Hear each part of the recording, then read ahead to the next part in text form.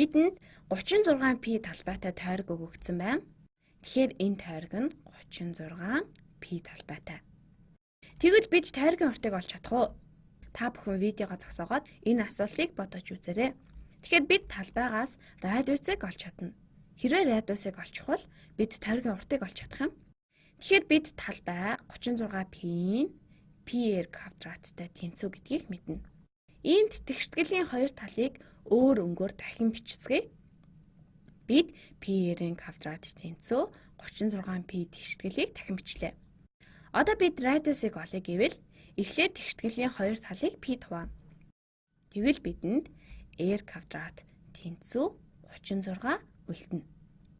Одоо бид айлгуулгын тэгштгэл бодно. Та нар магадгүй 36-гийн эерэг сөрөг 2 язгуур байна гэж хэлж магадгүй.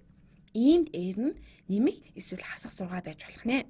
Гэхдээ бид радиусыг зай гэдгийг санах хэрэгтэй. Иймээс зай бол эерэг байх ёстой. 36-гийн эерэг язгуурыг авна. Иймд r бол 6-тай тэнцүү юм. Одоо бид үүнийг ашиглан тойргийн уртыг олж олно. Ингээд тойргийн урт нь 2πr-тэй тэнцүү байна. Тойргийн урт 2πr-тэй тэнцүү байдаг. Энэ тохиолдолд r нь 6-тай тэнцүү байгаа. Иймд энэ нь 2π гүржигэн 6 буюу 12π-тэй тэнцүү байна.